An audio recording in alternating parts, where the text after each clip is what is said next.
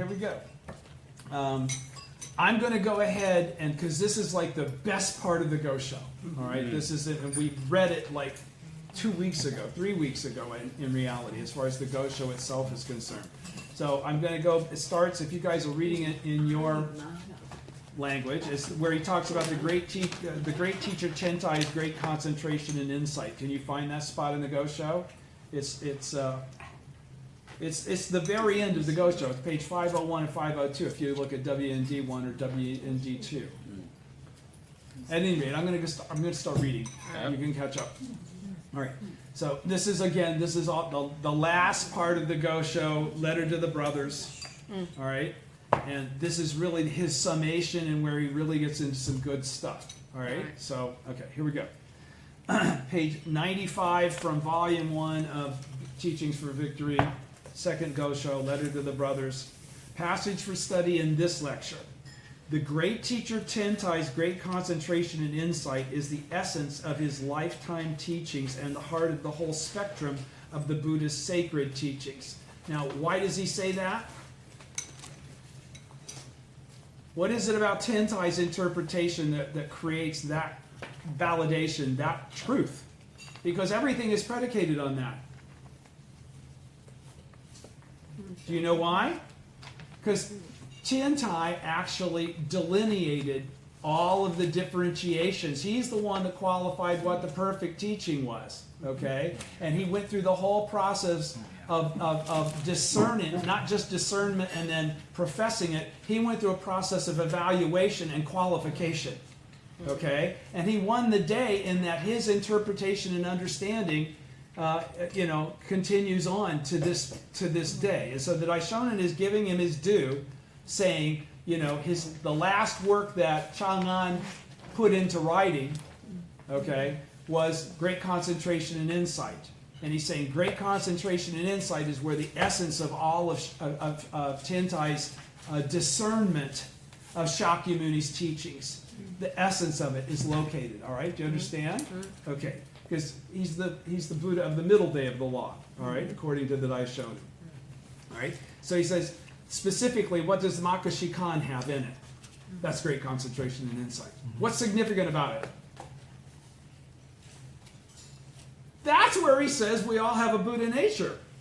Okay, that's where he starts talking about our ability to not have to attain Buddhahood in a future lifetime, like Shakyamuni talked about, but qualify the fact that the Buddha nature is an ever-present reality in all human beings. This is where it comes from. Okay, it's an interpretation and a discernment of Shakyamuni's teachings. Understand that. Okay, so he says, the doctrine, continuing on page 95, I'll start over again since I gave you that preamble. The great teacher Chentai's great concentration and insight is the essence of his lifetime teachings and the heart of the whole spectrum of the Buddha's sacred teachings. The doctrine of 3,000 realms in a single moment of life, revealed in the 5th volume of Great Concentration and Insight, is especially profound. If you propagate it, devils will arise without fail. This is from the Daishonin. If they did not, there would be no way of knowing this is the correct teaching. One passage from the same volume reads, as practice progresses and understanding grows, the 3 obstacles and 4 devils emerge in confusing form, vying with one another to interfere. So where does the 3 obstacles and 4 devils come from? It comes from Chentai. Okay, this isn't stuff that Nichiren made up. Nichiren qualified what the most profound basis of it, what's its origin. Its origin is the original state. All right? So, again, the doctrine of 3,000 realms, what's in a single moment of life? What's significant about that? What is the doctrine of 3,000 realms in a single moment of life? Exactly, where the Buddha is exactly as we are. Now, he says if we encounter that teaching and embrace it, that understanding, that reality, what's going to happen? Yeah, we're going to attain Buddhahood, but we're going to have to go through some shit to get there. Because once we embrace it, once we take on that goal of embracing it in a way that it manifests in our life, not just understanding it, living it, okay, The 3 obstacles and the 4 devils are definitely going to arise, all the way from Tentai. Tentai said, man, this shit hit my fan.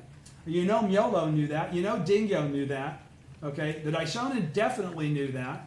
We can see from the example of the first 3 presidents, they sure knew it.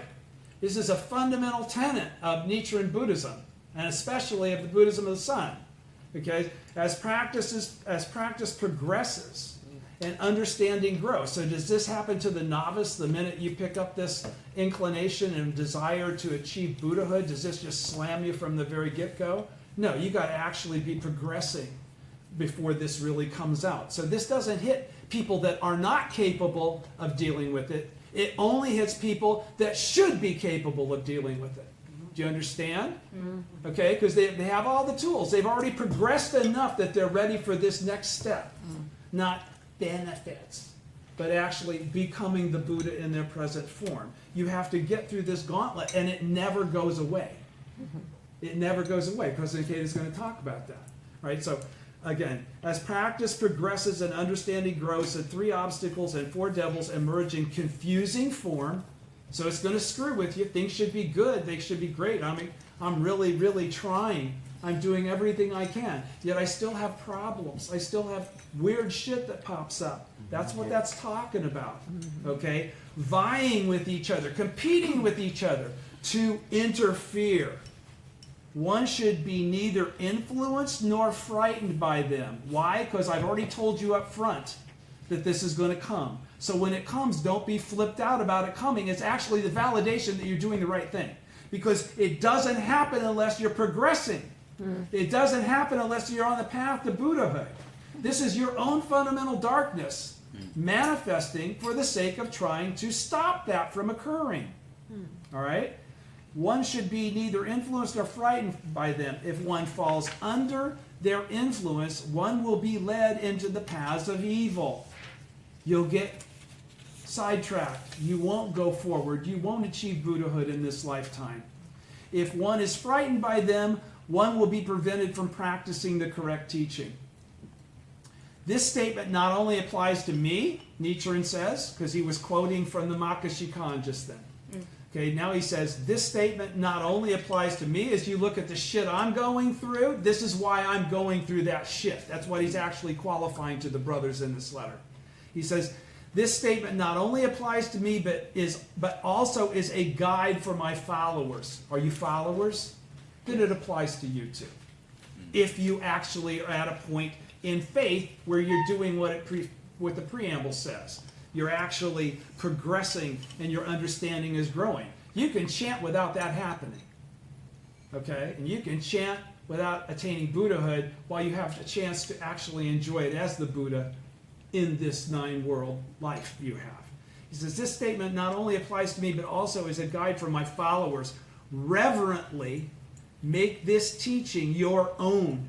In other words, score this in your heart. Don't ever be afraid. Don't ever be defeated. When shit turns upside down and you don't see any good reason why it should be, then ask yourself, am I not practicing correctly? If you are, of course I'm practicing correctly. That's why I'm confused. Why is this happening? This is why it happens. It's your reward. It's your validation. In the people that don't have problems, and we know a bunch of them, you know, they just cruise along and cruise along. People in the priesthood, I guarantee you, they don't get to this state, and therefore they do not encounter this experience.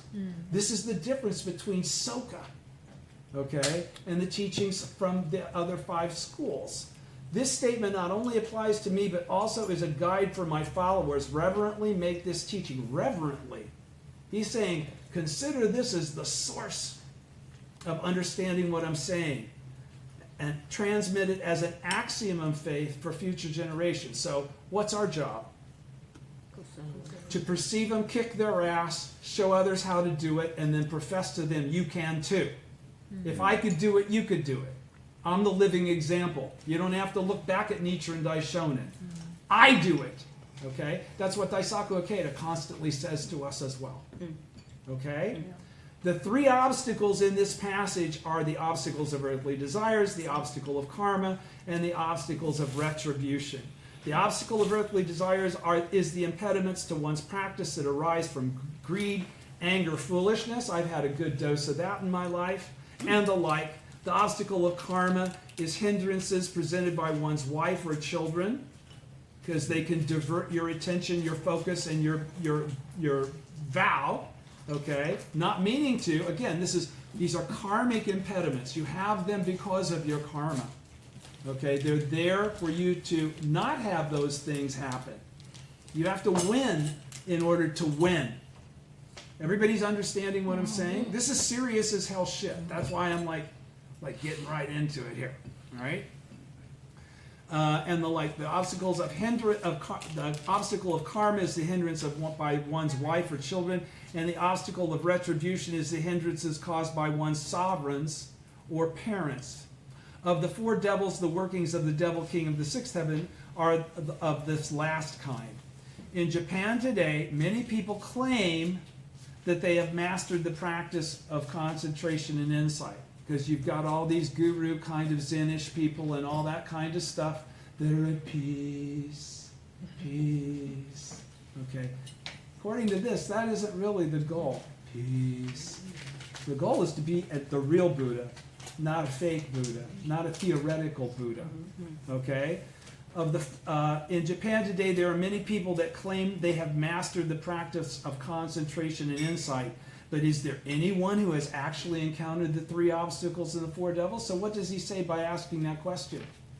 Kind of saying, like, if they have mastered great concentration and insight, where's the obstacles and the shit that's supposed to hit the fan, vying to confuse them?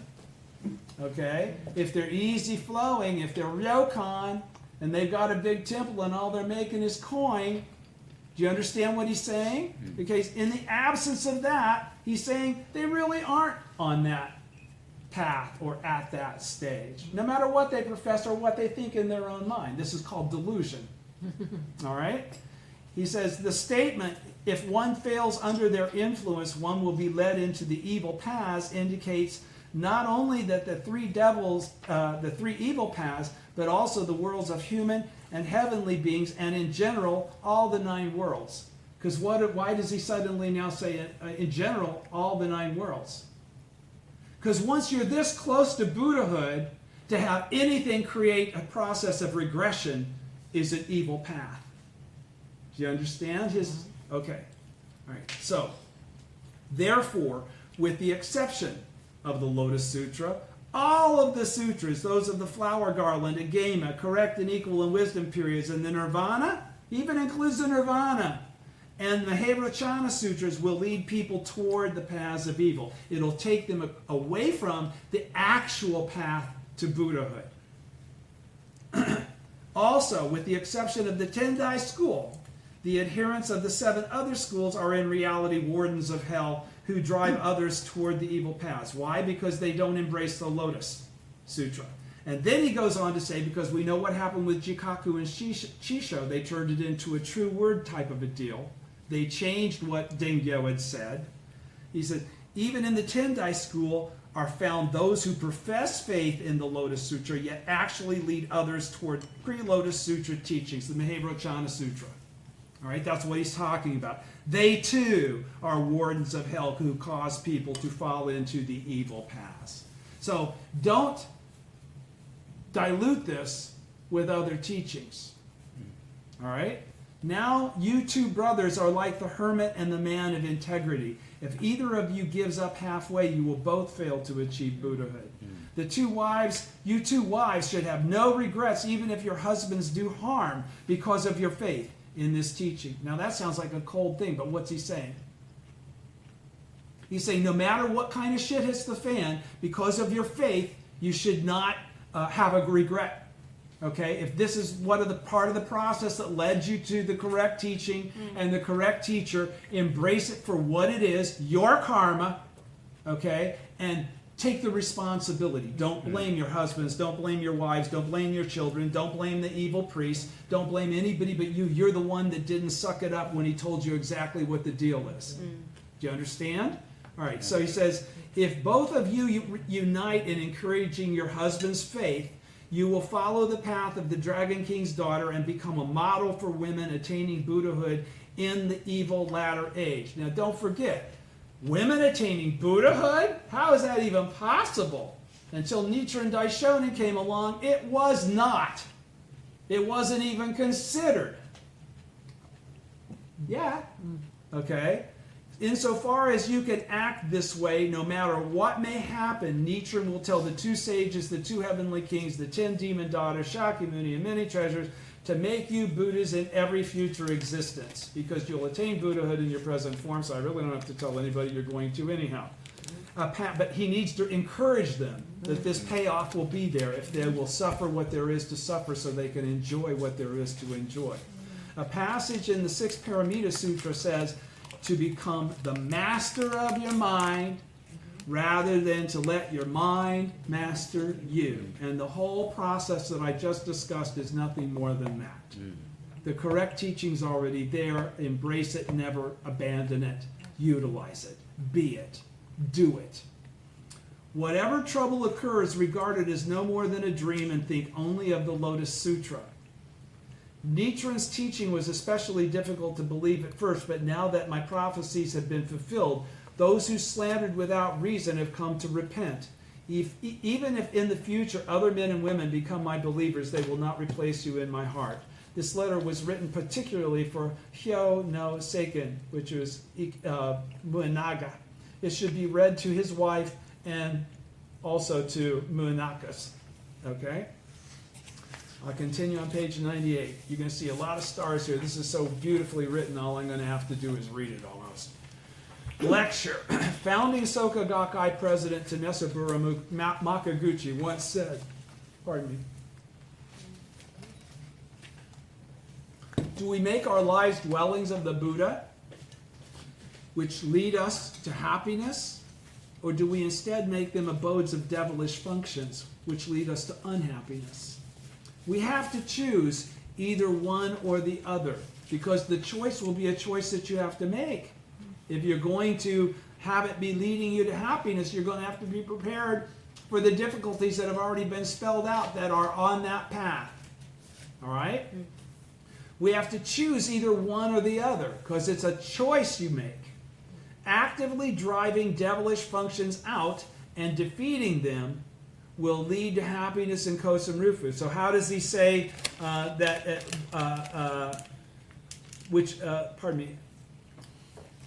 do we make our lives dwellings of the Buddha? What's necessary for us to make our lives dwellings of the Buddha? Now, dwellings of the Buddha means you're the Buddha. You've achieved actual Ichinen Sanzen. What do we have to do to achieve actual Ichinen Sanzen, Mr. Makaguchi just said from that quote?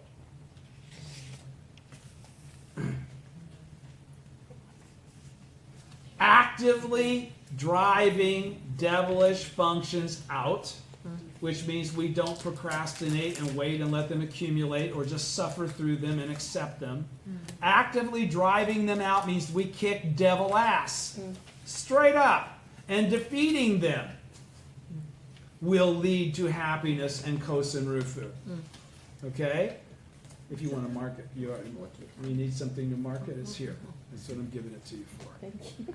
June 6th is President Makaguchi's birthday. He was born in 1871. So is that a mind trip or what? How old would President Makaguchi be right now? 149. 149. Okay?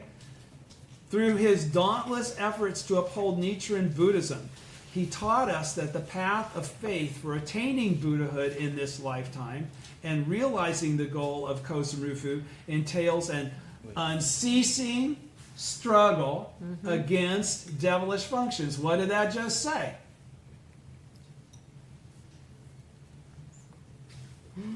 Yes.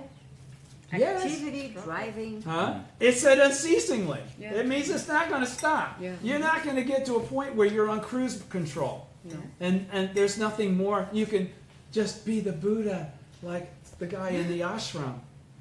Okay? You're going to have to live as a living example of living in the Sahe world. All right? That's not real Buddhahood. That's fake Buddhahood. Okay? an unceasing struggle against devilish functions. That's all I do, to be honest with you. I get tired of it, to be honest with you. But I know what the teaching says, and I know what I must do. So when it happens, I just go to the Gohonzon and I unload on the Gohonzon. Okay? The Gohonzon takes care of that shit for me. I don't defeat anything without the Gohonzon. The Gohonzon is the basis of my victory in all challenges. Yes. All right? There was a Soka Gakkai member, a young teacher. This is the middle of the first column on page 98. There was a Soka Gakkai member, a young teacher, who received letters of encouragement and guidance from President Makaguchi on an almost monthly basis back in 1938. Only 80 years ago. 82 years ago. He was, where's that? No, my math is wrong, 70. No, he was, to recall many years later, in nearly every third letter, Mr. Makaguchi would cite Tintai's words, as practice grows and understanding, as practice progresses and understanding grows, the 3 obstacles and 4 devils emerge in confusing form, vying with one another to interfere. That's like every third letter, President Makaguchi was reminding him of that. He says, and he was not the only one to have this point impressed upon him. Mr. Makaguchi constantly emphasized to members the importance of practicing faith with the resolute spirit. What's resolute spirit? Constantly being given a constant new refreshing of. Okay, the resolute spirit is one that's constantly being re-strengthened, reinvigorated. Okay? The resolute spirit means you're never going to give up. A resolute determination is one that you never give up on. The resolute spirit to battle and triumph over 3 obstacles and 4 devils, because battling them without defeating them is bullshit. All you did then, if you didn't defeat them, is qualified that the strength of your faith was not powerful enough to do that. All right? And who's responsible for that? You. You. All right? So this is because such faith is the very essence of Nichiren Buddhism as we practice it in the Soka Gakkai, as we practice it with the Buddhism of the Sun. Inheriting the legacy of Mr. Makaguchi's valiant struggle against devilish functions, Soka Gakkai members have been practicing the correct teaching of Buddhism exactly as Nichiren Daishonin instructs, because that's what this is all based on. It's all in the Gosho. This isn't made up by Mr. Makaguchi or Mr. Toda or Mr. Ikeda. You can read how Nichiren lived his life. This is how he viewed things. This is how he accommodated this reality. Mr. Makaguchi's devoted disciple, second president, the second column, page 98. Mr. Makaguchi's devoted disciple, second president Josei Toda, led the Soka Gakkai with the same unswerving commitment to battling devilish functions and speaking out for what is right. And that's the whole point. We always must speak out for what is right. I said that in a quote, in a comment that I made a few weeks ago. It's the essence of what we do. After his release from prison in July 1945, Mr. Toda vowed to triumph over the oppressive forces of authority responsible for his mentor's death, the ones that put him in prison where he died. He rose up as an indomitable champion of the mystic law and boldly carried the banner of Kosen Rufu alone. As Mr. Toda's disciple, I, in turn, did my utmost to support and assist him, surmounting the storm of obstacles we battled together as mentor and disciple. Mr. Toda was finally inaugurated as the second president of Soka Gakkai, inaugurated as the second Soka Gakkai president in May 1951. He initiated an unprecedented religious revolution. Okay, so what did that say? He took it up a step beyond what Makaguchi was talking about, what Makaguchi was doing. Do understand that. That's why we're not Soka Kyoikukai or whatever it is. Okay? That was the reason. From the realization he had in prison was something that was personal to him. That realization didn't come from Makaguchi. That came from President Toda's life. Okay? That he was a bodhisattva of the earth.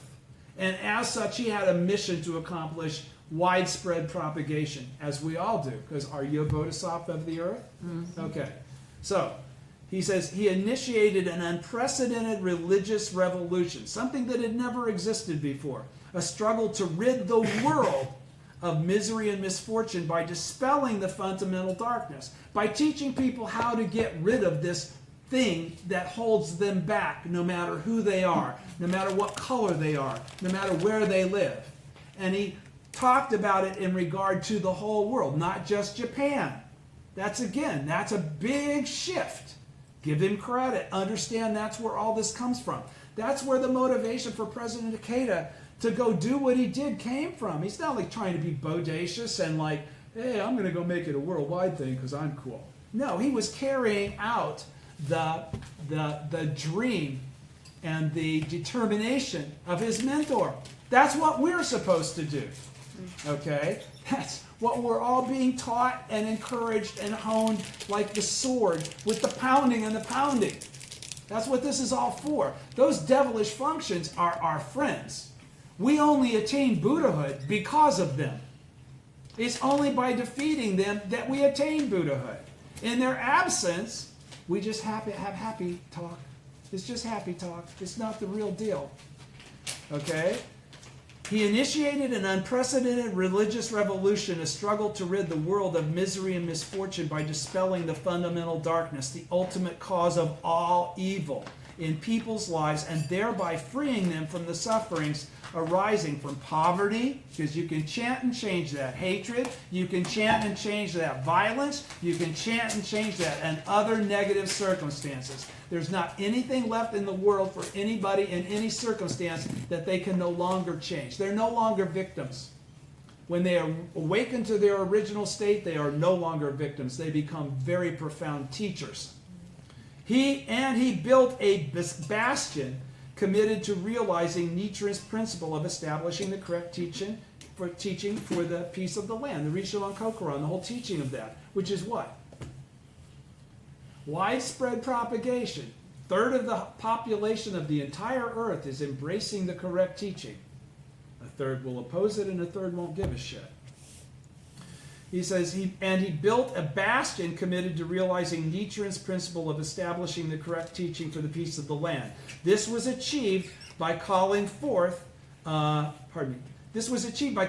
magnificent force of bodhisattvas of the earth in the form of 750,000 Soka Gakkai households, ready to bravely confront devilish functions and overcome the three powerful enemies of Buddhism. Now, what's significant about him saying and overcoming the three powerful enemies of Buddhism?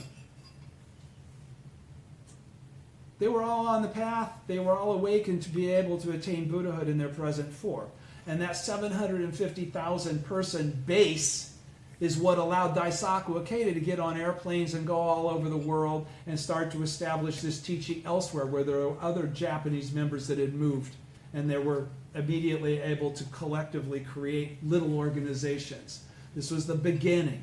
He says on top of page 99, first column, also, as is evident in his 1957 declaration for the abolition of nuclear weapons. And don't forget, the first guy that was on the no nukes camp bandwagon was President Toda. Mr. Toda waged a lifelong, unremitting struggle against the evil and destructive impulses that reside in the human heart. What's that? Fundamental darkness. Yeah. Okay? That's what fundamental darkness is. Okay? Fundamental darkness isn't dark. It's the evil and destructive impulses that reside in the human heart. All right? In his final injunction to his disciples before his death, he urged them to fight against corruption and slander of the law within the Nichiren Shoshu priesthood, because President Ikeda didn't invent this. This didn't come from Daisaku Ikeda. This goes all the way back to Makaguchi.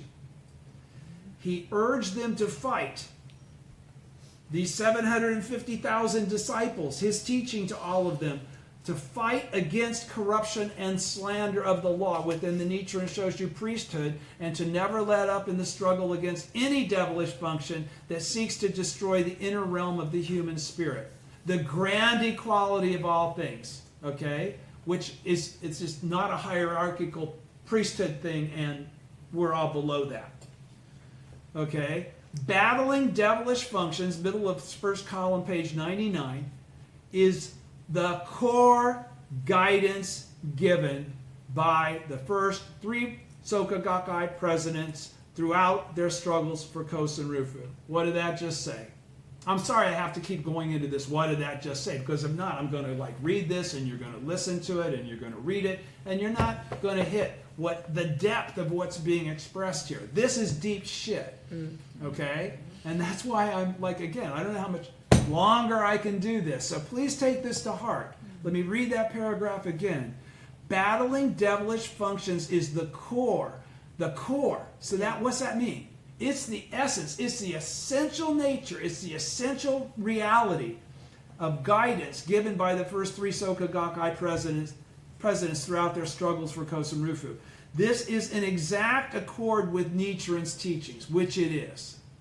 If this spirit of faith to challenge devilish functions is maintained now and in the future, because we've established it so that you can perceive it and utilize it and implement it and actualize it as you, Kosen Rufu will definitely be achieved. And you don't need another 3 presidents like Makaguchi, Toda, and Sensei Ikeda.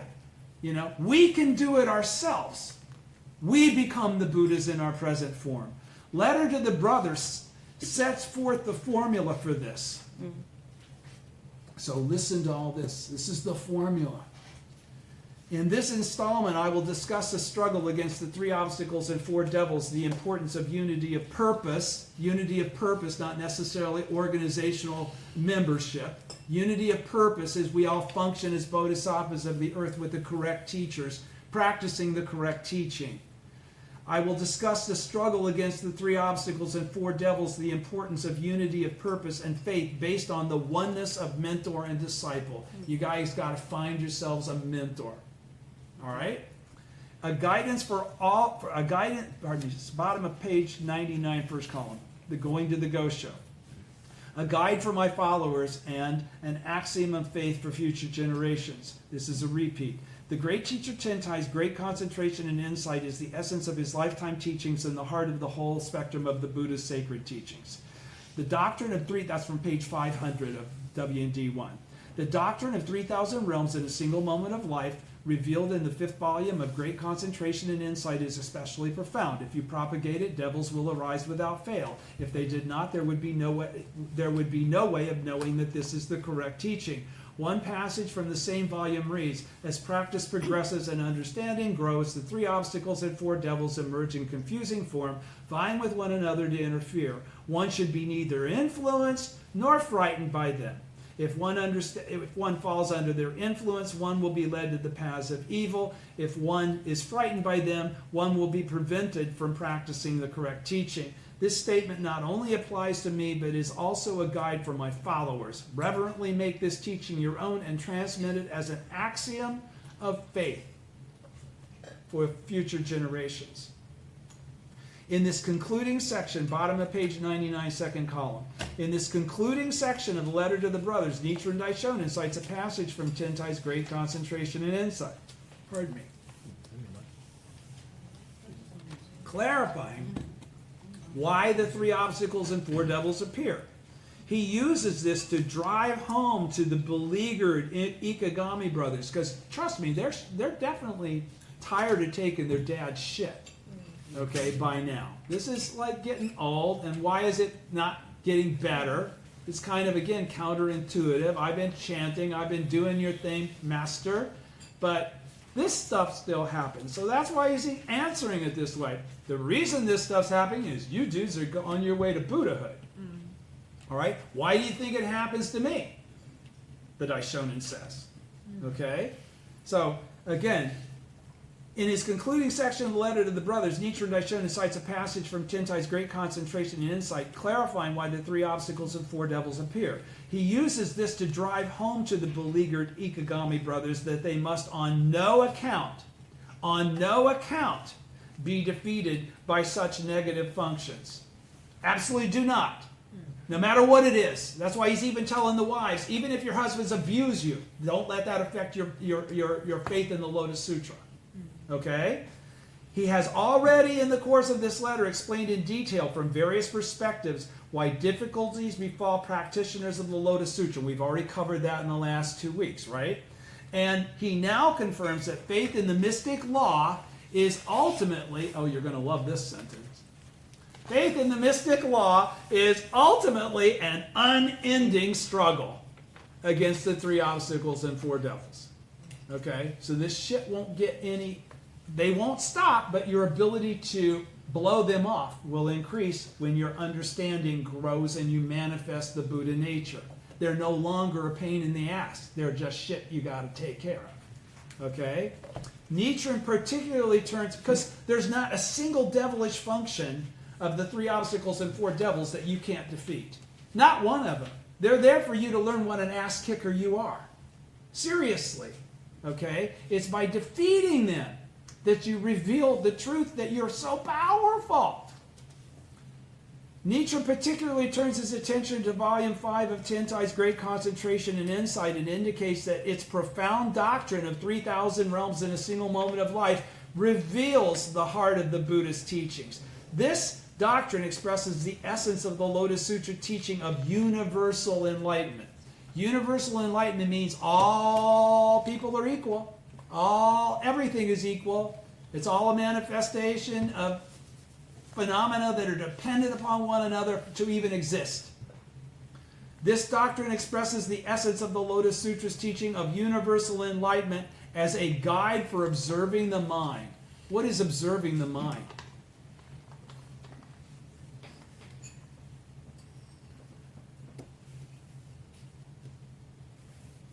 It's the contemplative prayer that you do when you're chanting Nam Myoho Renge Kyo out of your mouth to the Gohonzon. Whatever's going on in your head, okay, when you're chanting, seeking to the Gohonzon with the sense of, I'm going to fulfill my mission for Kosen Rufu, I am a bodhisattva of the earth, you're observing your mind. The wisdom that you're going to apprehend comes from you. It doesn't come from some dude that came out of the sky and, spoke to you in a vision. It comes from your own life. Why? You're a bodhisattva of the earth. Do you think this is your first time around? No, not if you got this far. Not if you got this far. That's why it's on you to do it. Because if you got this far, you better not screw up. All right? That would be a serious slander. But you couldn't go back on your vow because bodhisattvas of the earth never, ever go back on their vow in any lifetime. All right? So, it's always something that you can win. You don't ever have to worry, but is this too much for me to win? If it was too much for you to win, then the Daishonin would have to be full of shit too. And impossible. Impossible. That's the guarantee of this Buddhism of sowing. Nothing can defeat you. And if you challenge everything on the basis with that conviction, that warrior-like spirit, I'm going to kick your freaking ass. What can defeat you other than you? You're the only thing that could stop you from the continuous process. Right? Okay, so, where am I? The process of one's own, okay, here. I'm going to go to the top of the paragraph, first column, page 100. Nietzsche particularly turns his attention to Volume 5 of Tentai's Great Concentration and Insight and indicates that his profound doctrine of 3,000 realms in a single moment of life reveals the heart of the Buddha's teachings. This doctrine expresses the essence of the Lotus Sutra's teaching of universal enlightenment as a guide for observing the mind, the process for one's own inner transformation or enlightenment, because that's got to happen. This isn't something that, somebody else gives you. You got to be the one that puts yourself in that situation. At the start of the Correct Practice chapter in Volume 5 of Great Concentration and Insight, as he prepares to reveal this supreme doctrine, Tentai first warns that Lotus Sutra practitioners must not abandon their practice out of fear of the 3 obstacles and 4 devils. As Nichiren keenly notes, if you propagated this doctrine, devils will arise without fail. if they did not, there would be no way of knowing that this is the correct teaching. It's the fact that those problems happen that validates the reality of what you're dealing with. In other words, obstacles and devilish functions naturally arise to assail those who practice the correct teaching. So nobody gets away from it. Here, Nichiren teaches an important point for victory in our Buddhist practice. For only by recognizing this truth and courageously confronting and triumphing over such obstacles will it be possible for us to realize our own inner transformation. What did it just say there?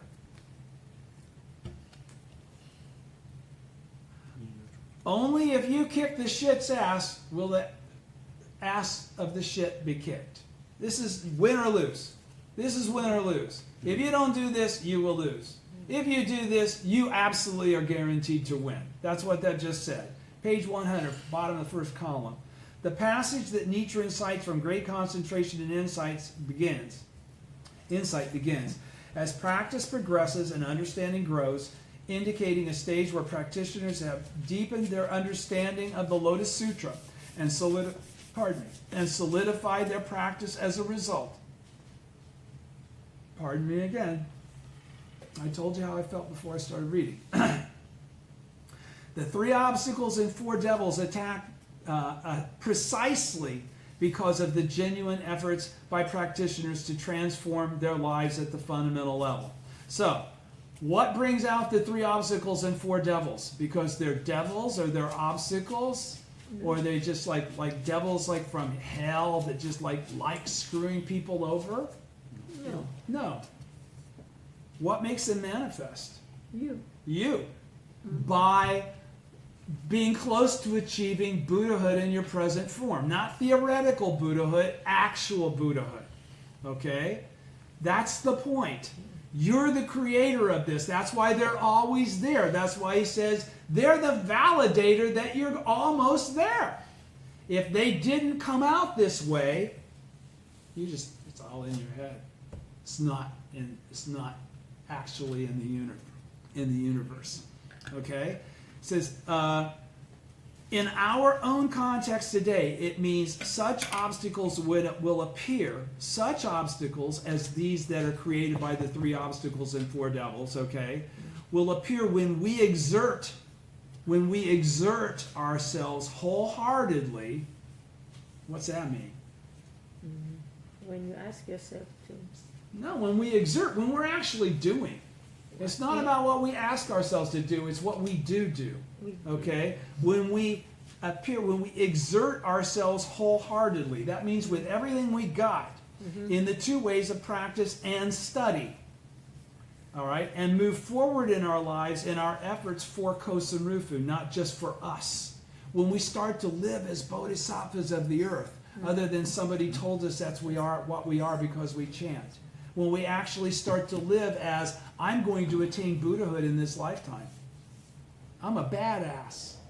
That's the confidence that comes from that. All right? Nichiren asserts that the 3 obstacles and 4 devils arise when we are on the verge of attaining Buddhahood, not before. So you should understand, you're close to the finish line or this shit wouldn't be going down.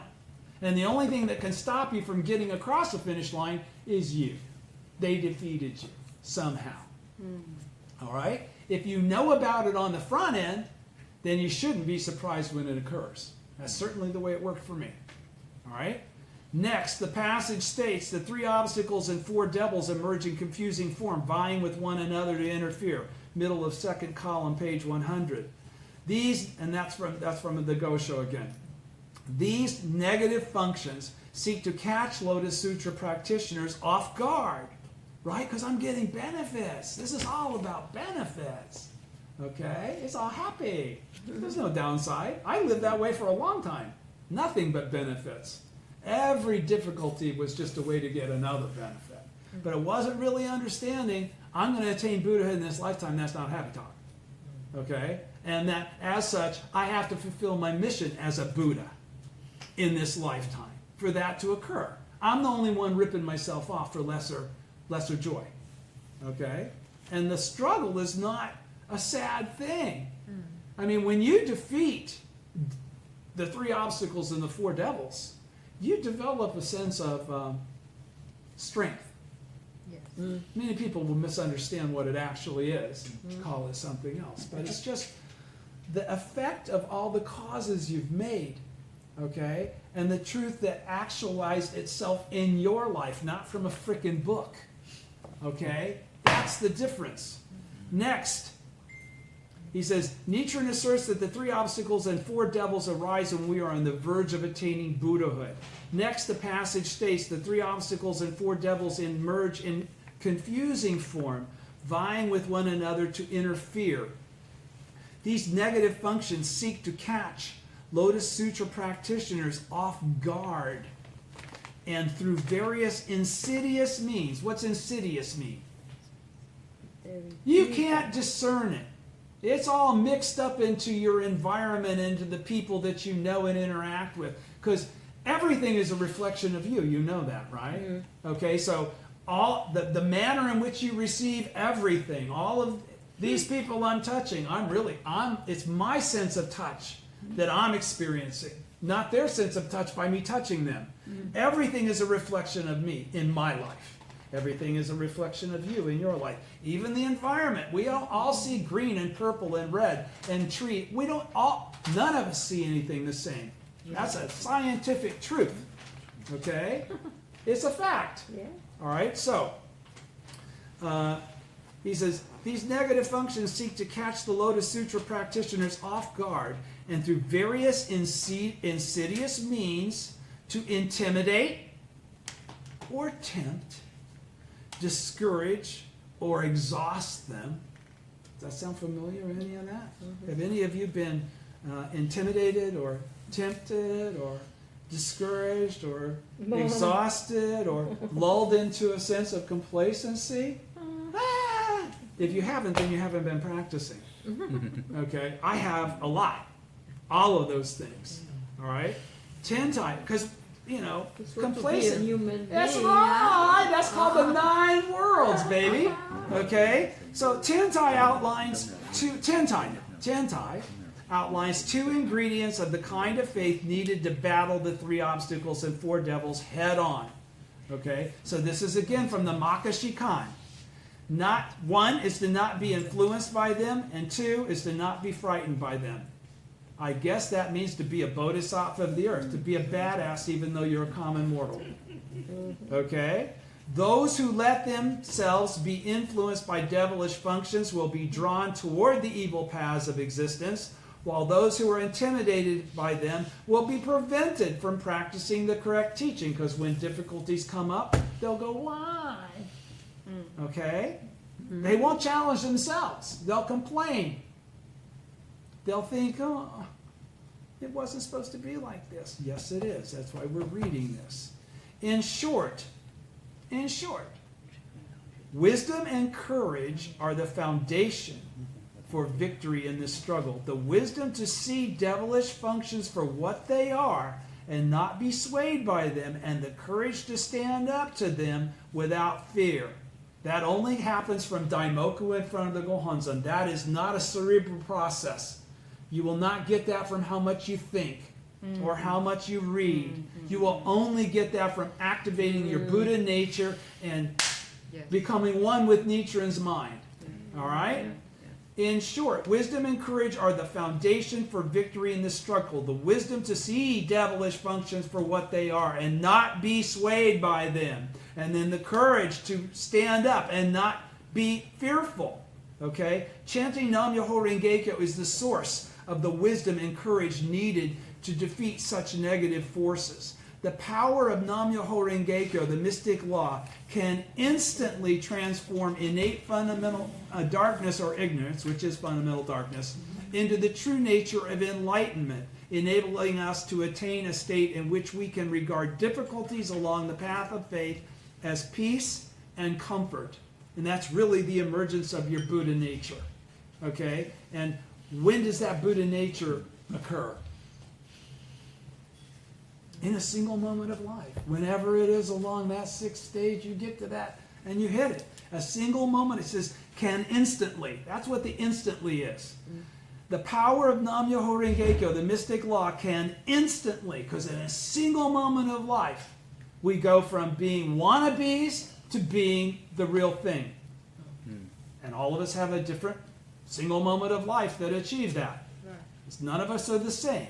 But each of us can be an example and encourage others to seek that path and be strong and not be fearful for when the shit hits the fan, because it will.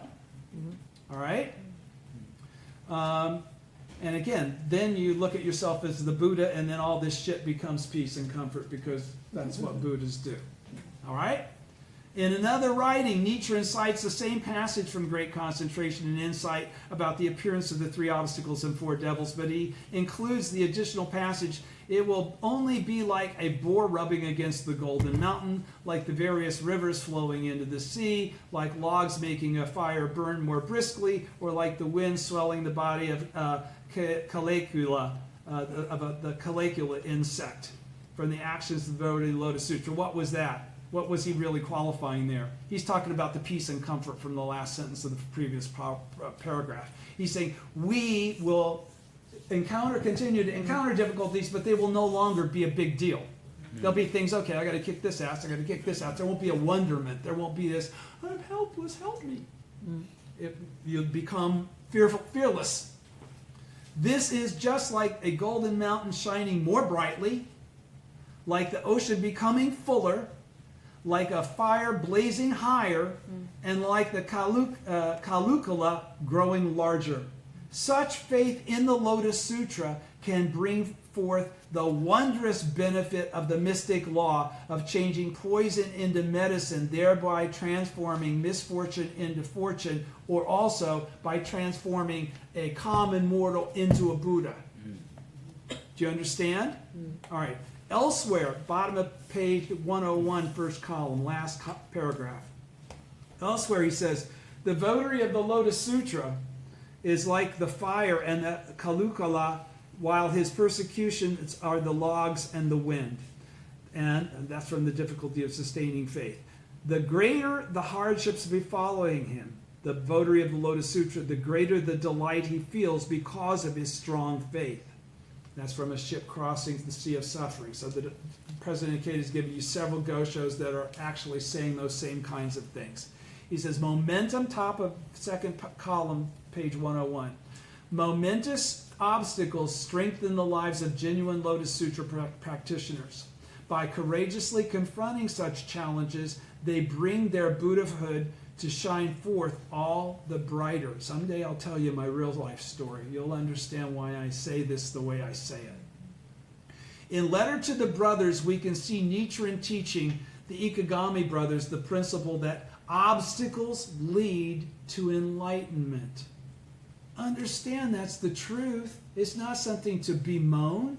Accept the truth and the reality of it, because without something, how do you get stronger? How do you get big muscles? You have to press weights. You have to do shit. How do you get smarter? You got to study. This is the process. Okay? Obstacles lead to enlightenments, and he urges them to fight to the end. It is to the great fortune of his disciples that Nichiren Daishonin himself set an example. Yeah, the shit you're going through, man, just means you're getting there. Okay? And you should have that smug smile and shaking your head up and down, because that's the truth. All right? Set an example by walking along this very path of battling and triumphing over devilish functions. So if you avoid difficulties, or you're confused by them, or you want to get away from them rather than defeat them, you're never going to get there. This is how you become the Buddha. He truly epitomizes the way of Buddhist practice. The Daishonin did. That's why we know to do it this way. He calls on the Ikegami brothers to follow his lead and walk the same victorious path, just as President Ikeda is encouraging us, just as President Toda encouraged him, just as President Makaguchi encouraged everybody he talked to. Hence, referring to the passage from Great Concentration and Insight about the 3 obstacles and 4 devils, he declares, this statement not only applies to me, but also is a guide for my followers. So all bodhisattvas of the earth, this is the instruction manual. Confident that the Ikegami brothers' courageous Buddhist practice and ultimate victory will become an enduring model for future generations. I guess it is. We're reading it. Pardon me. Where am I? I just moved my finger. Confidence that the Ikegami brothers, no? Yeah, I'm confident. Confident that the Ikegami brothers. What paragraph, dear? The last two paragraphs. Okay, there, because it's not highlighted. Pardon me. Confident that the Ikegami brothers' courageous Buddhist practice and ultimate victory will become an enduring model for future generation, he tells them, reverently make this teaching your own and transmit it as an axiom of faith to future generations, as we all are supposed to. Why do we experience the same thing that the Ikegami brothers experienced?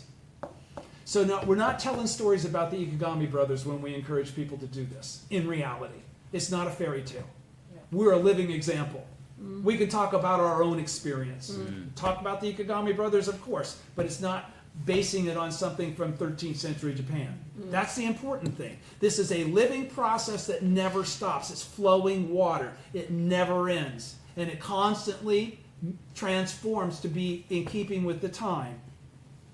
Reverently make this teaching your own and transmit it as an axiom of faith for future generations. Let us likewise reverently embody and transmit the spirit of faith for battling devilish functions taught to us by Mr. Makaguchi and Mr. Toda, thereby creating causes in the present for the SGI's development into the eternal future. And guys, I might go long a little bit tonight. I'm sorry. The three obstacles, top of page 102. The three obstacles from the Gosho, battling devilish functions, is the essence of genuine faith, because they occur when you have genuine faith. The three obstacles in this passage are the obstacle of earthly desires, the obstacle of karma, and the obstacle of retribution. The obstacle of earthly desires is the impediments to one's practice that arise from greed, anger, and foolishness, and the like. The obstacle of karma is the hindrances presented by one's wife or children, and the obstacle, of retribution is the hindrances caused by one's sovereign or parents. Of the four devils, the workings of the devil king of the sixth heaven are of this last kind. In Japan today, many people claim they have mastered the practice of concentration and insight, but is there anyone who has actually encountered the three obstacles and four devils? Next, for the Ikegami brothers' benefit, Nichiren Daishonin describes some specific forms in which the three obstacles and four devils manifest. He also alludes to the fact that he and his followers, in their committed struggle against devilish functions, because they're out to achieve Kosen Rufu, they're not just doing this stuff for their own well-being. They're propagating the Buddhism of sowing into the infinite future. He also alludes to the fact that he and his followers, are you his followers? Yes. Okay, so this is talking to all of us. In their committed struggle against devilish functions, are you going to attain Buddhahood in your present form? You better, okay? You're going to have this continuing struggle against devilish functions then, aren't you? Are the only ones of their day truly practicing the correct teaching. Anybody falling short of achieving Buddhahood in their present form hasn't really gone the route of the mentor. Do you understand? They made up their own little way to do it. They didn't listen to the teaching. That's called slander, frankly. First, he discusses the three obstacles which function to obstruct Buddhist practice and undermine the good causes one has accumulated. The list of obstacles varies considerably, depending on the sutra or treatise. The Nirvana Sutra and several other scriptures make mention of the three types of obstacles. The obstacles of earthly desire, karma, and retribution. I'm going to go 1, 2, 3. The obstacle of earthly desires refers to impediments to practice that arise from the three poisons of greed, anger, and foolishness, and the like in one's own life. Earthly desires are deluded impulses, can sap people's life force, deprive them of reason, and even rob them of the energy to improve their lives. Oh, yeah, you know somebody like that? On earth? Yeah. I think so. Yeah. So we have Me to too. declare that. Exactly. Again, why do we read this? Why do we read this? Why do we read this? We read this to see that we're not the Lone Ranger. We read this to see this is part of the deal. Okay? We read this to say, well, it's not my opinion. Somebody much more learned than me. Okay? So, earthly desires or deluded impulses can sap people's life force, deprive them of reason, and even rob them of the energy to improve their lives. 2. The obstacle of karma refers to hindrances that result from the influences of one's negative karma functioning to obstruct one's Buddhist practice. This might apply to the case where someone falls away from the correct path of Buddhist practice because of his or her own mistaken actions or evil acts. Everybody's with me, right? Okay. They're all kind of linked. You know, one could lead to the other, could lead to the other. So one's actions now, the other one's a reflection of karma. The obstacle of retribution refers to obstacles deriving from the negative effects of grave offenses committed in past existences. A prime example of such retribution is being born in an evil age or in an environment hostile to or unsupportive of one's Buddhist practice. Okay? Everybody's with me on that, right? All right. In Letter to the Brothers, Nichiren offers concrete examples of these three obstacles in a context that has relevance for the Ikegami brothers. He explains that the obstacle of karma corresponds, top of page 103, first column, corresponds to hindrances presented by one's wife or children, while the obstacle of retribution corresponds to hindrances caused by one's sovereign or parents. I wish to specifically clarify here and make sure you understand this when he talks about those individuals in your life being obstacles. That doesn't mean anything more than they're things that you will trip over or might trip over, have the opportunity to trip over. It's not necessarily an innate reflection of those individuals or those circumstances. This is all a reflection of your karma. Okay? They reflect back your karma of advance. They're not, okay, so he says, I wish to specifically clarify here. So when President Ikeda says, I wish to specifically clarify, he's saying, don't go off on your own interpretation. Listen to what I'm saying and take my word for it. I wish to specifically clarify here that people who hinder one's Buddhist practice, such as spouses or children, authority figures or parents, as Nichiren indicates, are nothing more than evil friends or influences that are nothing more than evil friends, which is a reflection of you. You discern what you create, what an evil friend is or a good friend, based on your action. Okay, it's not their action, it's your action. Okay, or else you'd be subject to people beating you to death all the time. No. Okay, do you understand? That's the point. Are nothing more than evil friends or negative influences. They are not inherently evil in themselves because they're reflecting your karma. Ultimately, it is up to individual practitioners whether they remain steadfast or abandon their faith as a result of others' opposition. It's not their fault, it's your fault, depending upon what you do if you don't do the right thing. Makes sense, right? Do they control your life? Are they you? No. Okay? You make that call. Your strength or weakness determines that. He says,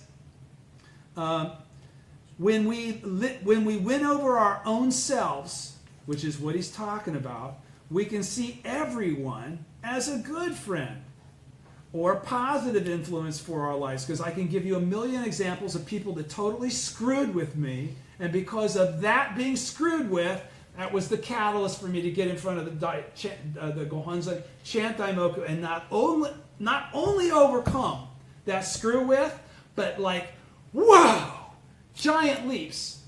Why do you make giant leaps instead of just getting over the obstacle when you put on that kind of faith? Because that's the purpose of it. You deserve that. You just functioned as a correct teacher. Okay? And again, you can't be a correct teacher if you've had no correct teacher experiences in your own personal life. You can't just read from the freaking Bible. Okay? You got to know this shit from doing it yourself. All right?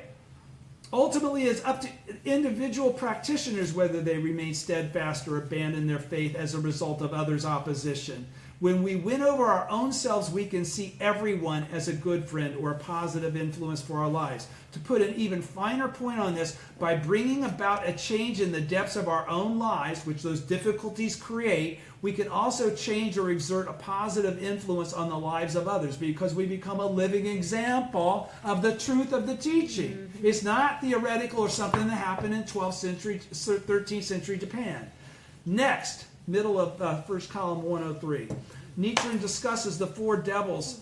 The term devil or devilish function in Buddhism derives from the Sanskrit word Mara, which is the thing that Shakyamuni had to do under the Bodhi tree. He defeated Mara. That's where he came out and had qualified, I've attained Buddhahood, all right? All right. Derives from the Sanskrit word Mara, which was variously translated into Chinese as murderer, robber of life, or destroyer.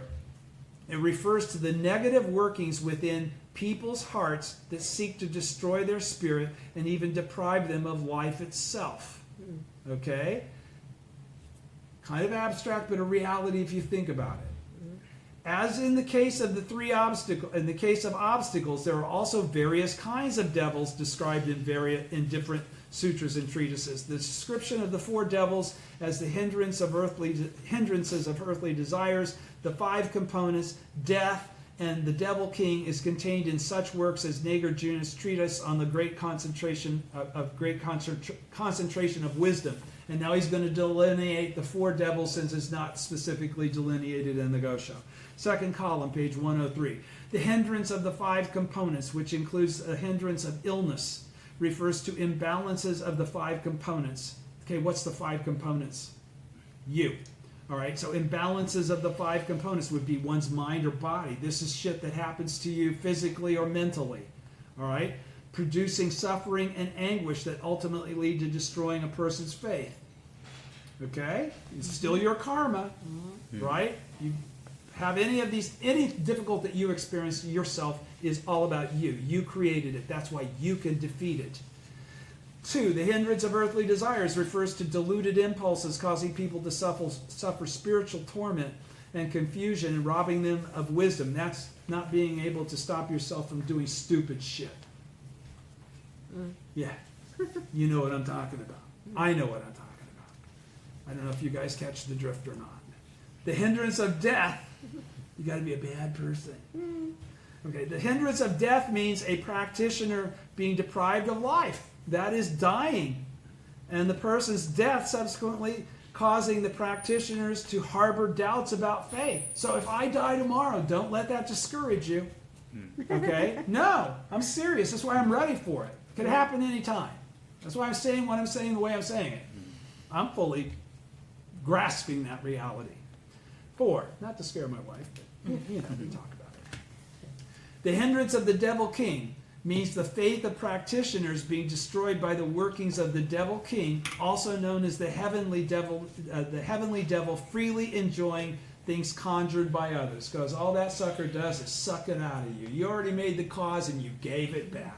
And you gave it back. It's not an entity. It's your own foolishness.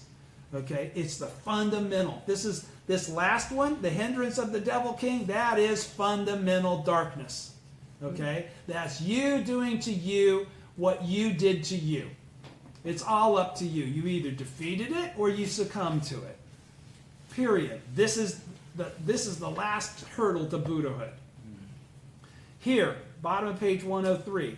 Here of the second column, here of the four devils Nichiren mentions just the hindrance of the devil king, most likely because he was focusing on the kind of hindrance the Ikegami brothers were facing, because they were already pretty far along the path.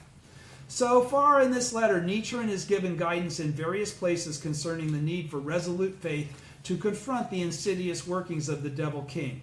In this closing section, he infers that only he and his followers can bring forth attacks from the 3 obstacles and 4 devils and triumph over them. Why would he say that? Because it's the latter day of the law, and it's the time for the bodhisattvas of the earth, and the bodhisattvas of the earth only do Nam-myoho Renge-kyo, and they can't do Nam-myoho Renge-kyo until the original teacher has made his advent and established that teaching. Okay, so we are that. Again, so far in this letter, again, this stuff is very deep. You could just read those sentences and not really understand what he's saying, but that's what he's saying. So far in this letter, Nichiren has given guidance in various places concerning the need for resolute faith. What's that? Means Strong faith. Strong faith that cannot be deterred, swayed, period. To confront the insidious workings of the devil king. In other words, you never wimp out on that gigantic challenge, that painful challenge in some instances. In this closing section, he infers that only he and his followers, the bodhisattvas of the earth, can bring forth attacks from 3 obstacles and 4 devils and triumph over them. Why? They're the only ones that can actually attain Buddhahood in our present form. Not theoretically, as it's established in Makashikan. Okay, everything up until the 5th 500-year period in the establishment of Buddhism sowing was theoretical Ichinen Sanzen. We achieve actual Ichinen Sanzen. That's what separates us from everything else. This is implicit in his rhetorical, page 103 going to 104. Question, is there anyone who has actually encountered the 3 obstacles and 4 devils? No, nobody but us guys that chant Nam Myoho Renge Kyo. All right? He notes that there are many people who claim they have mastered the practice of concentration and insight taught by Tentai as the correct practice for attaining enlightenment. But he asks, who is it that the 3 obstacles and 4 devils are attacking? So maybe they're full of shit, Ryokan. Okay? The answer is self-evident. Aside from Nietzsche and his followers, there is no one. Through our dedicated efforts for Kosen Rufu, Ahsoka Gakkai members united in the shared struggle of mentor and disciple, we have carried on Nichiren Daishonin's noble fighting spirit. As a result, in the present age, we have shown that we alone are the ones who have actually encountered the 3 obstacles and 4 devils, because Kosen Rufu has only been accomplished. Worldwide propagation has only happened because of the Soka Gakkai. In November 1942, at the height of World War II, the Soka Kyoiku Gakkai, Value Creating Education Society, forerunner of the Soka Gakkai, held its 5th general meeting. An address on that occasion, discussing this same passage from Letter to the Brothers, Mr. Makaguchi declared, now I got, do you see all these stars? So please pay attention to the next 2 paragraphs. Who among the traditional believers of Nichiren Shoshu, the priesthood, have been assailed by the 3 obstacles and 4 devils? Because they're all living at Taikaji, getting lots of alms, and knowing some of them personally now, I'm not seeing where they're going through any shit. Do you understand? That's why he's saying that. He's discerning that truth. They're not teaching it to him. Ha ha! Right? They're not even viewing things that way. Why? They don't actually believe you can achieve Buddhahood in your present form. Okay? All right, so, who among the traditional believers of Nichiren Shoshu, the priesthood, have been assailed by the 3 obstacles and 4 devils, President Makaguchi asks. Aren't those who claim to guide others but fail to call forth obstacles no more than wardens of hell who cause people to fall in the evil paths? The priest? Yes! Yes! That's why, again,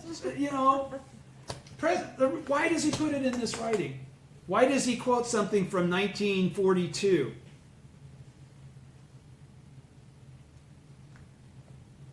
To let you know that this has been going on from Makaguchi to Toda to him. Now he's the one that got all the shit where the priesthood, because he got big enough, he started doing shit that was threatening to them. It was visibly obvious. We really don't need them.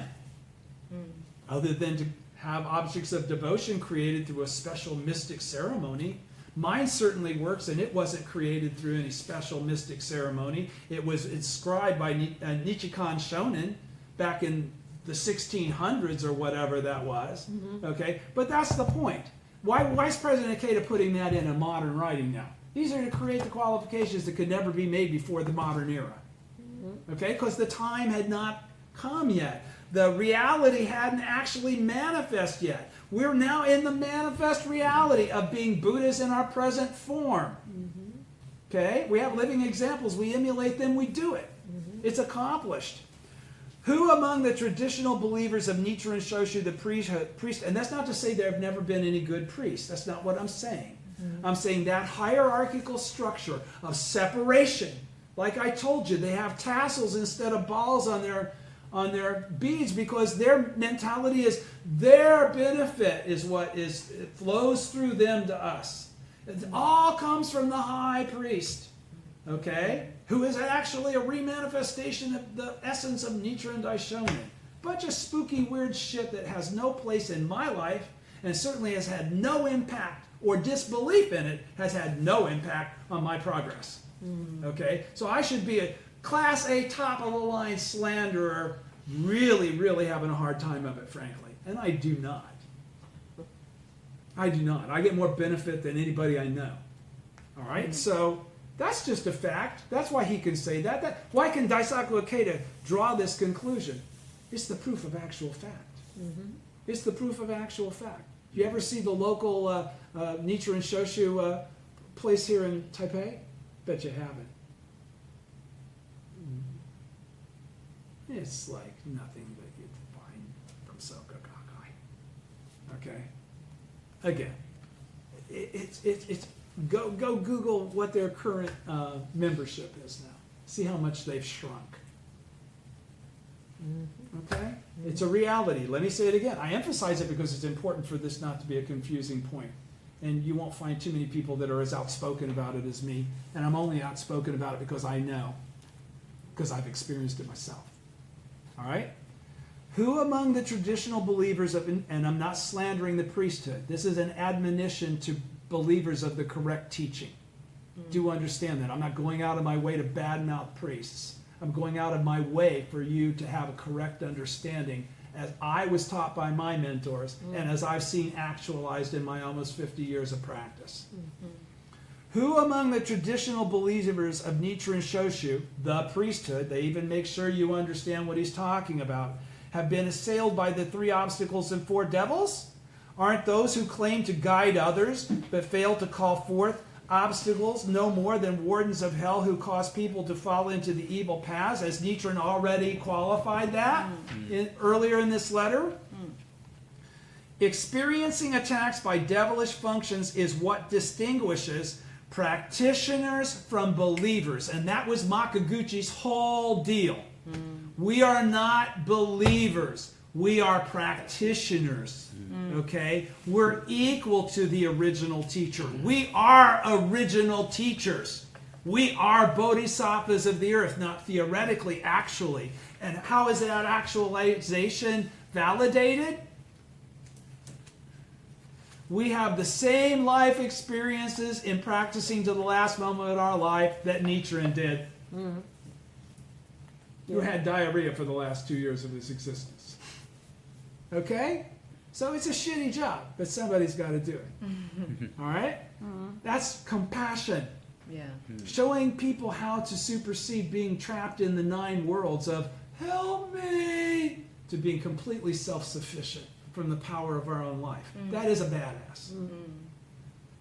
People leading lives of minor good, and this is where he's going to get in the face of the people that are happy just to practice and get benefits, that never challenge themselves to go that extra step of development of faith. And there's nothing wrong with that. I mean, if you don't have it in you, you don't have it in you. I guess it's not your karma. I'm not calling anybody out as bad or anything like that. I'm saying you're robbing yourself if you don't go the whole path. If you heard you can attain Buddhahood, you can attain Buddhahood, you can attain Buddhahood, and you never attained Buddhahood, then how much did you really believe it when you heard it? And how much did you really do exactly what it said you had to do to manifest it? Probably you didn't, because it's a correct teaching. Am I sounding too over the top here? No. I'm sorry. Got to. People leading lives of minor good who practice faith only for their own benefit. This is Daisaku Ikeda, or pardon me, Mr. Makaguchi saying this, will certainly not encounter obstacles. And I know lots of them. They chant Nam-myoho Renge-kyo to their gohonzons. They don't have the same kind of shit I went through, have gone through, and continue to go through. But those leading lives of major good dedicated to altruistic bodhisattva practice, which means I'm willing to go through all that shit. This isn't for me. This is to be a teacher. Yeah, I get some goodies from it, but it's not why I'm doing it. I'm fulfilling my promise to my mentors. But those leading lives of major good, dedicated to altruistic bodhisattva practice, will most definitely be assailed by devilish functions, and it's their benefit. Page 104, middle. He says, just like lotus flowers that bloom unsullied by the muddy water in which they grow, we, the members of the Soka Gakkai, boldly plunge into the midst of hostile forces hostile to the correct teaching. people of small and medium good who commit slander of the law and resolutely seek to redress their grave error and wrongdoing. It is only natural, therefore, that the 3 obstacles and 4 devils will furiously descend upon us. Furiously! Indeed, their appearance earns us the name of practitioners, badasses. We mustn't be faint-hearted believers, Joe. We only desire desire minor benefit for ourselves and are too fearful to battle devilish functions. Authentic practitioners throw themselves wholeheartedly into battling the 3 obstacles and 4 devils for the great benefits of attaining Buddhahood in this lifetime and advancing Kosen Rufu for all people's happiness. Because when you do that, you just validate it again. It's not bullshit. It's not theoretical. Somebody else could do it too. All right? You're a living example. All SGI members are noble practitioners of the Lotus Sutra of the modern day. Page 105. Battling devilish functions. We're almost there. Battling devilish functions that cause people to fall into the evil paths. The statement, if one falls under their influence, is top of page 105.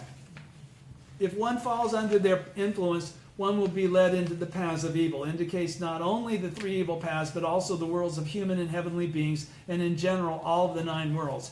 Therefore, with the exception of Lotus Sutra, all of the sutras, those of the Flower Garland, Agama, Correct and Equal and Wisdom periods, and the Nirvana and Mahavrachana Sutras, will lead people toward the paths of evil. Also, with the exception of the Tendai school, the adherents of the 7 other schools are in reality wardens of hell who drive others toward the evil paths. Even in the Tendai school are found those who profess faith in the Lotus Sutra yet actually lead others to the pre-Lotus Sutra teachings. They too are wardens of hell who cause people to fall into the evil paths. Here Nichiren Daishonin cites the passage relating to the 3 obstacles and 4 devils from Great Concentration and Insight. If one falls under their influence, one will be led into the paths of evil. By propagating erroneous teachings throughout the land, the priests of the various established Buddhist schools of Nichiren's day functioned as evil friends, or negative influences, causing people to fall into the evil paths. Nichiren describes such people as wardens of hell, who lead others toward the 3 evil paths and toward the 9 worlds of the pre-Lotus Sutra teachings, which articulate a clear separation between the 9 worlds and Buddhahood, because Buddhahood is something that you do in 50 million lifetimes. He further states that even the Tendai school, which originally prized the Lotus Sutra, there are those who, while professing faith in the Sutra's teachings, actually function as wardens of hell, who lead people into the evil paths and into discarding the Sutra. They're not correct teachers. From around 1275 to 1278, Nichiren intensified his criticism of Jikaku and Chisho, patriarchs of the Tendai school, who had created the fundamental cause for slander of the Lotus Sutra throughout Japan by incorporating esoteric doctrines of the True Word school into original Tendai teachings. These priests, who ought to have upheld the Lotus Sutra, instead corrupted the school's teachings, and as a result became people who destroyed the Lotus Sutra.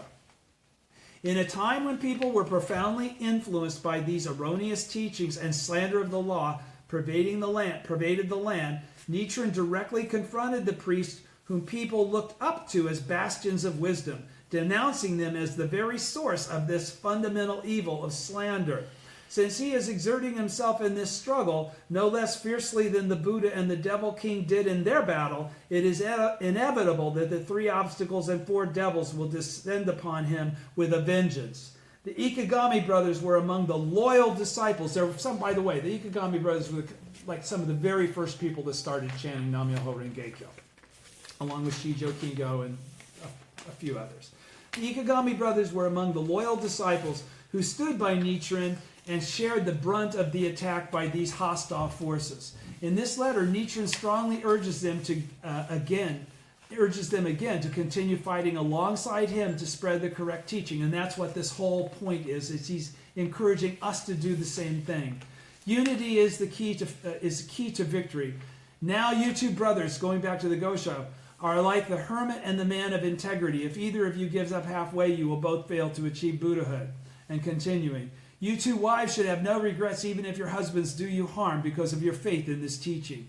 If both of you unite in encouraging your husband's faith, you will follow the path of the Dragon King's daughter and become a model for women attaining Buddhahood in the evil latter age.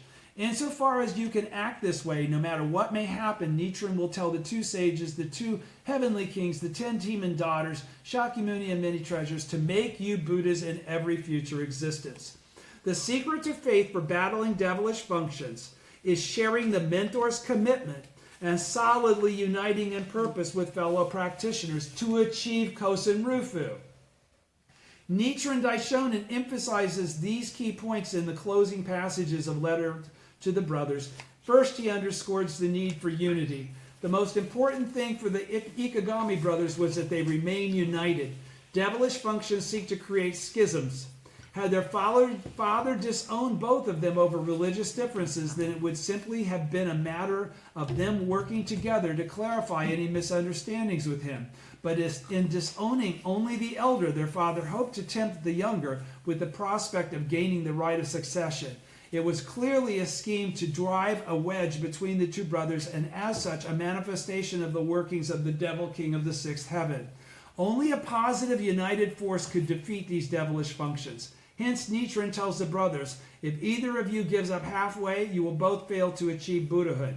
In other words, their unity represents an unassailable fortress to keep out devilish functions. Further, he instructs the brothers' wives that they too must maintain courageous faith, writing, you two wives should have no regrets even if your husbands do you harm because of your faith in this teaching. If both of you unite in encouraging your husband's faith, you will follow the path of the Dragon King's daughter and become a model for women attaining Buddhahood in the evil latter age.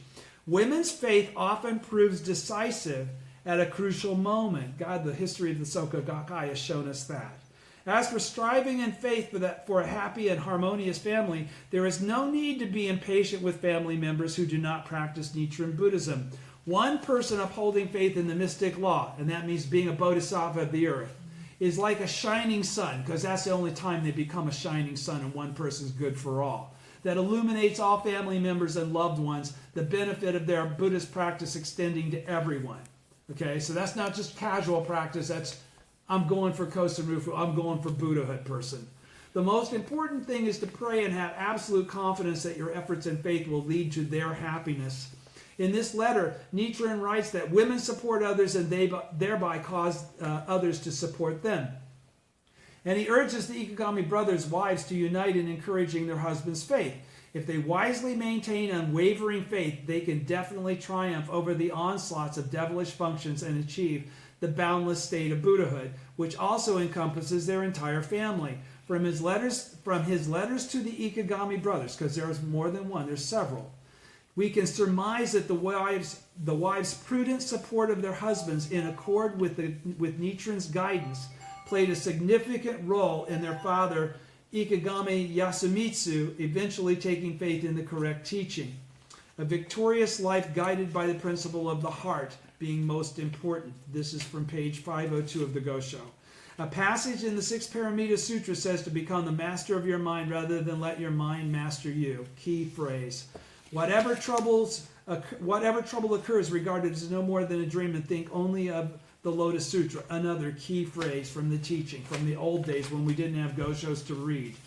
As Nichiren Daishonin declares, it is the heart that is important from the strategy of the Lotus Sutra. And when we're talking about heart, it's the mind of the Buddha. The human heart or mind can give supreme dignity and nobility to life. At the same time, it can fall into the depths of depravity if it succumbs to the impulses of fundamental darkness or ignorance. Transforming the human heart is the foundation for all lasting change. If we base ourselves on our own fickle, ever-changing hearts, we cannot make our way up steep ridges buffeted by the fierce winds of devilish functions. We must set our sights on the solid and unshakable summit of attaining Buddhahood and continually seek to master our minds. This is the meaning of the passage, becoming the master of your mind rather than let your mind master you. And I got to tell you guys, this is personal experience. I practiced for almost 30 years before I decided to do that. And that's when everything changed in my life. That's when everything that preceded it all fell into place to be the essential elements that I needed to accomplish that. But it wasn't until I really set my sights, because I was so rich, I was so happening, I was so happy. Okay? And everybody kissed my ass. And I was, it was a wonderful thing. And then it all fell apart. Why? Because I was drifting further and further away from the prime point as a result of all that. And when all of that shit collapsed, first of all, that was what I based my whole being on, was being Tom. Okay? High school education. Am I a badass or what? Nam Myoho Renge-kyo. But it wasn't what I had originally set out to be. So I realized, okay, I don't care about anything else but attaining Buddhahood in my present form. That's all I care about. That's all I've really chanted about since then. Constantly. My wife can tell you that. I don't chant about stuff. I think about it. That's about all the time I give to it. It's always about, we must set our sights on the solid and unshakable summit of attaining Buddhahood and continually seek to master our minds, because you have to continue to do that. You don't suddenly graduate, oh, I'm the Buddha. Okay, good. And that's it. It's battling devilish functions then that are like a son of a bitch, that never stop. That's cool. I'm the Buddha. It doesn't matter. I always defeat them. This is the meaning of the passage, become the master of your mind rather than let your mind master you. Becoming the master of one's mind ultimately means basing oneself on the unwavering foundation of the law. That means you want to be the Buddha because that's what you are. Herein lies the importance of the sutras or writings containing the teachings of the Buddha who has awakened to and spreads the law. That's Nichiren. For us, as practitioners of Nichiren Buddhism, mastering our minds means basing ourselves on the Gohonzon and Nichiren's writings, not other shit from India. Okay? Basing ourselves on the Gohonzon and Nichiren's writings. This is the latter day of the law. All of that was then, this is now. And in Buddhism, it is the teacher or mentor who puts the teachings into practice and helps us connect to the law. That's Mr. Makaguchi, Mr. Osaki, all the people that made me think, okay, I could do this, and I've blown it by not doing it. I've got to stop. Mastering our minds means having a sincere seeking spirit in faith, based on the oneness of mentor and disciple, and not being ruled by arrogant egoism or self-centeredness. Because that's what I was doing. I was getting so much benefit. So much more benefit than anybody else I knew that was chanting.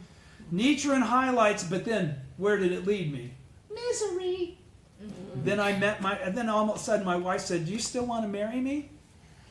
After 10 years of her saying she would never marry me.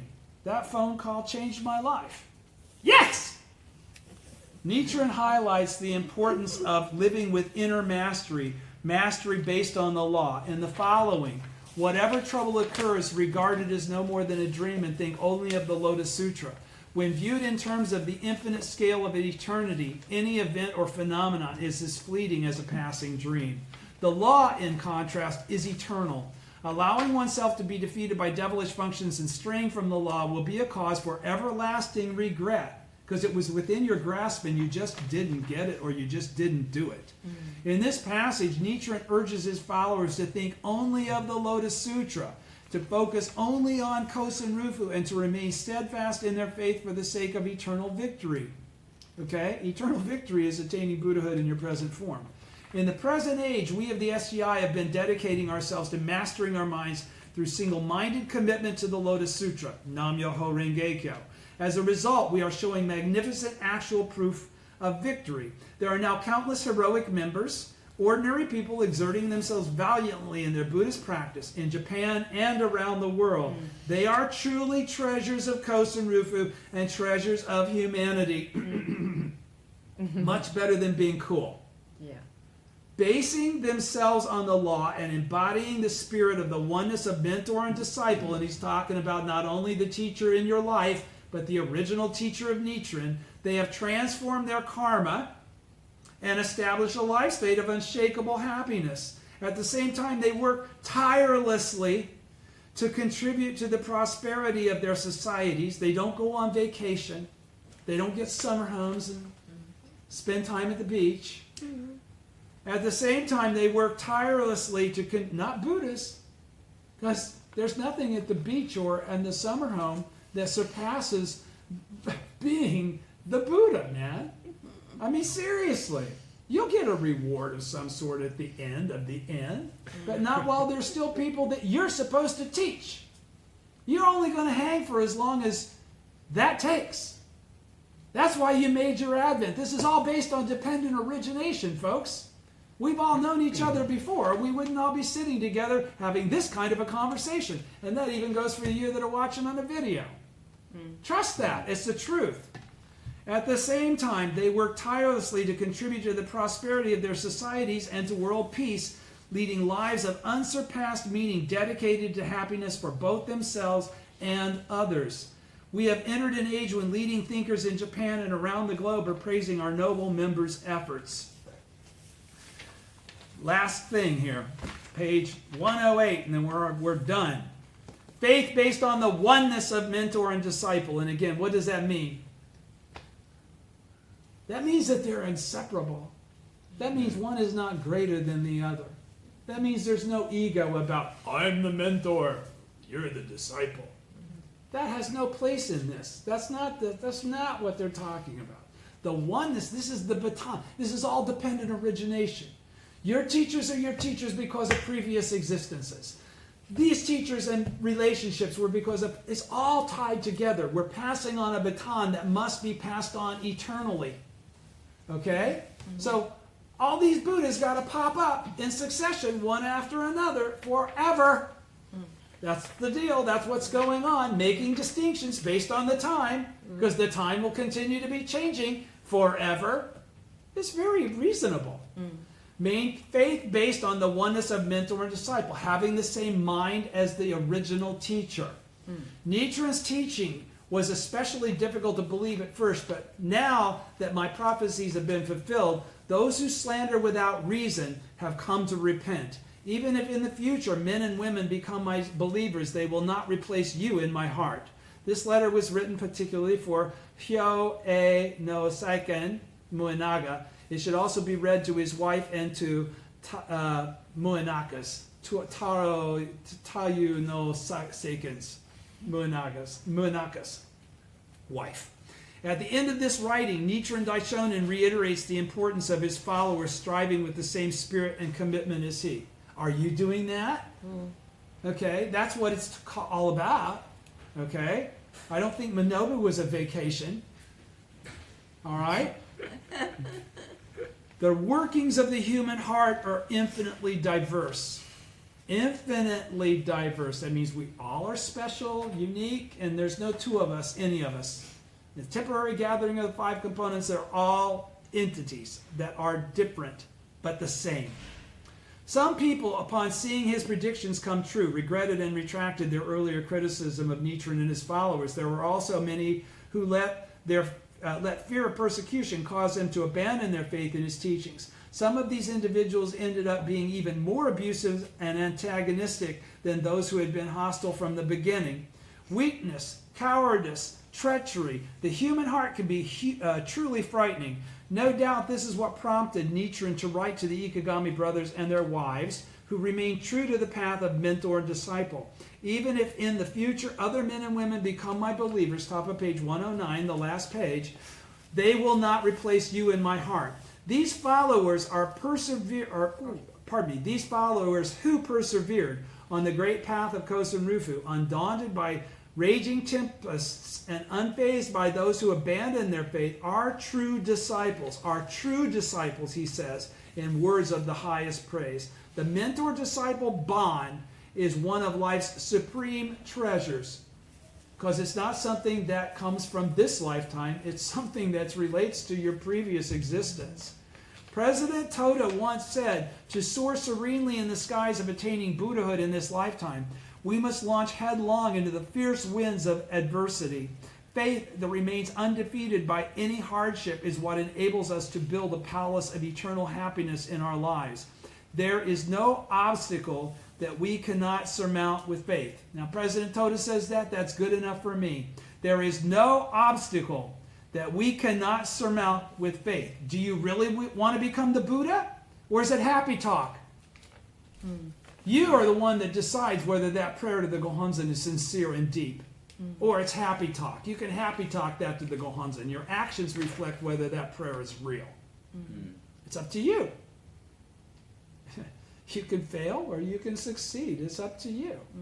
His towering, but there is no obstacle that can defeat you with faith. Nothing. His towering conviction epitomizes the Soka Gakkai spirit, the Shakabuku spirit of refuting error and clarifying what is right.